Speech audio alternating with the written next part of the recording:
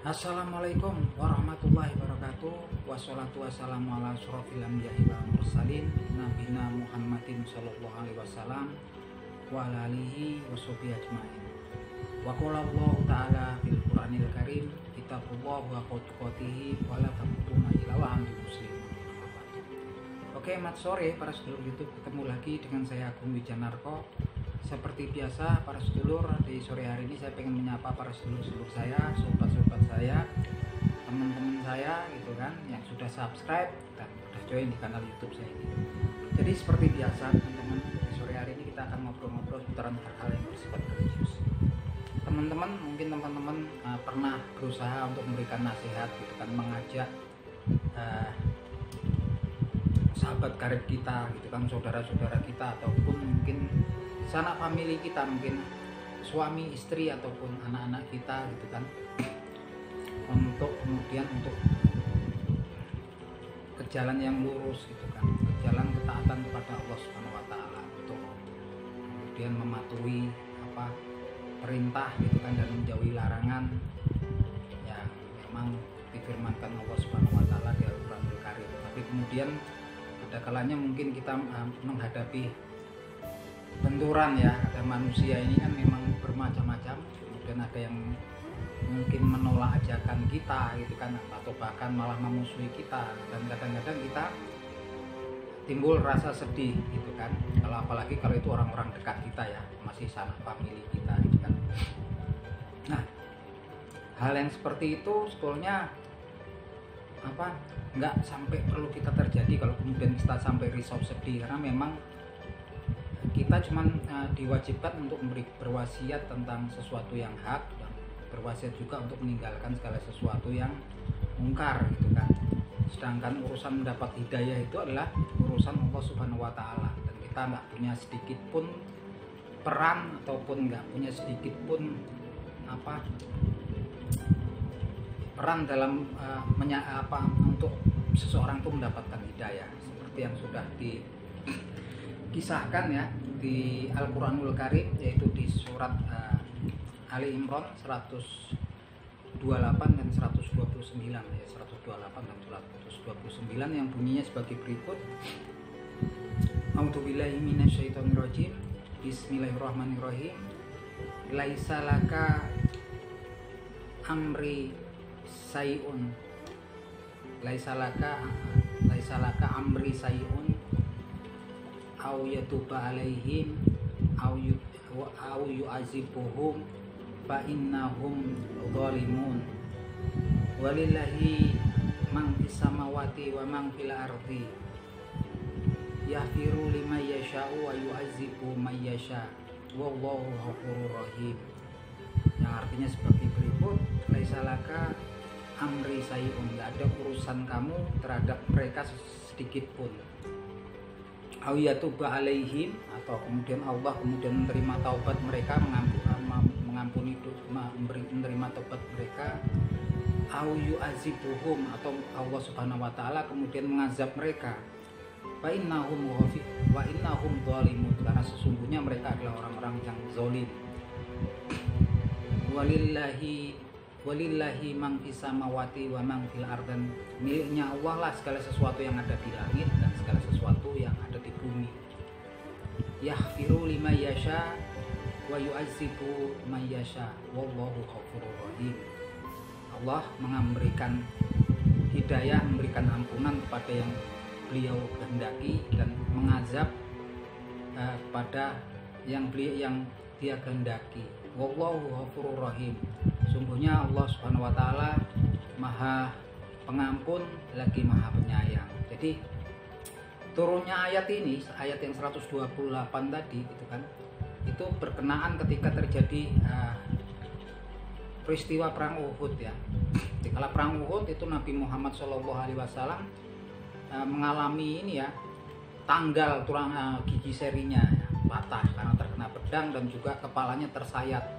Dan kemudian sembari beliau mengusap luka, darah di kepalanya yang tersayat tersebut, Nabi Muhammad SAW bersedih, kemudian berkata, bagaimana mungkin suatu kaum akan beruntung gitu kan. Suatu kaum yang kemudian menanggalkan gigi seri daripada nabinya dan juga melukai nabinya, bagaimana mungkin kaum tersebut akan beruntung, padahal nabi tersebut berusaha menuntun mereka ke jalan kepada Allah Azza wa Jalla. Berkenaan dengan itu kemudian Allah menurunkan ayat tersebut bahwasanya Nabi Muhammad gitu kan cuman memberikan penerima wahyu dan mengajak para orang-orang pada masanya itu untuk kepada Allah Azza wa Jalla ya, kepada Allah Subhanahu wa taala. Tapi di situ dijelaskan bahwasanya Nabi Muhammad tidak memiliki peran sedikit pun dalam untuk memberikan hidayah kepada mereka ya teman-teman. Itu artinya memang di situ udah jelas ya di ayat tersebut, yaitu di surat Ali Imran 128-129 bahwasanya memang tugas kita bahwasanya di situ jelaskan tugas seorang nabi dan rasul daripada Allah Subhanahu wa taala adalah menyampaikan wahyu gitu kan, mengajak menuntun para manusia gitu kan ke jalannya Allah Subhanahu wa taala. Tapi kemudian masalah kemudian orang-orang yang diajak tersebut menolak ataupun bahkan melawan, membenci gitu kan, masalah mereka untuk mendapatkan hidayah gitu kan, ataupun Allah Subhanahu wa taala menerima taubat mereka ataupun mengazab mereka, itu bukan urusan nabi ataupun rasul, utusan Allah Subhanahu wa taala. Nah, begitupun juga kita ya teman-teman. Kalau kita menemui mungkin sanak famili kita, orang dekat kita, yang paling menyedihkan kan sanak famili kita kan.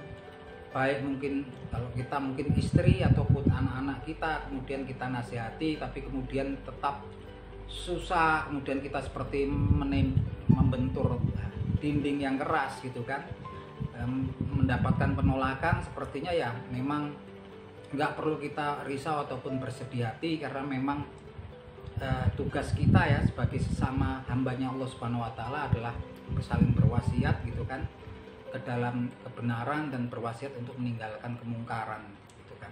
Tapi kemudian masalah kemudian seseorang ataupun seorang hamba Allah itu mendapatkan hidayah, itu bukan urusan kita ya. Kita nggak punya peran sedikit pun, nggak punya andil sedikit pun dalam rangka seseorang mendapatkan hidayahnya gitu kan. Ya mungkin kalau kita mendapati kemudian keluarga kita gitu kan, sanak famili kita ya, yang kita bisa selalu berusaha mendoakan ya teman-teman. Seperti saya sendiri juga, kalaupun punya anak keturunan saya juga, apapun itu saya selalu berusaha mendoakan agar mereka menjadi hamba-hambanya Allah Subhanahu wa taala yang sholihah gitu kan. Karena kalau urusan dunia teman-teman, masalah jabatan, urusan dunia, harta kekayaan itu sebetulnya adalah sesuatu yang fana, dan yang ada di sisi Allah lah yang kekal gitu kan. Nah itu teman-teman. Jadi kalau saya ingatkan lagi, kalau kita lihat kan sekarang di medsos sering ya gitu kan, ada debat antar keyakinan agama, seakan sampai kadang-kadang kata-katanya itu saling menghina. Kalau itu udah dilarang ya, menghina gitu kan. Bahkan menghina sembahan-sembahan mereka pun dilarang oleh Allah Subhanahu wa taala. Ajar jangan sampai kemudian mereka membalas menghina atau menghina Allah Subhanahu wa taala tanpa ilmu. Kan kasihan mereka nanti dapat azabnya Allah Subhanahu wa taala gitu kan. Nah, di situ ya kalau kita cuman saling berargumen untuk saling memberikan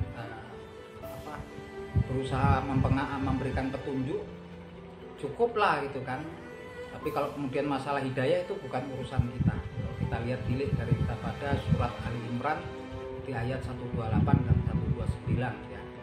Jadi nggak perlu kemudian kita gontok-gontokan untuk mengaruhi seseorang ataupun suatu kaum ya.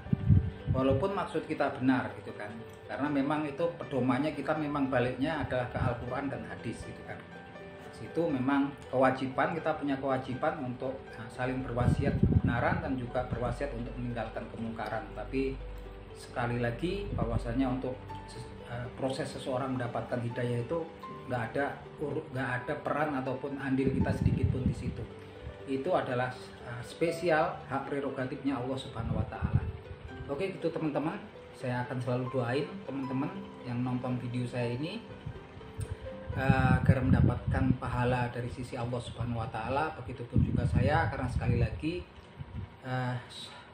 segala sesuatu yang ada di dunia ini, anak keturunan, istri, anak keturunan, harta kekayaan, pangkat dan jabatan itulah fana adanya. Akan tiba waktunya akan sirna, dan yang kekal di sisi Allah Subhanahu wa taala adalah amal kebaikan, pahala, amal soleh itu adalah sesuatu yang kekal di sisi Allah Subhanahu wa taala. Oke teman-teman, wabillahi taufik wal hidayah. Wassalamualaikum warahmatullahi wabarakatuh.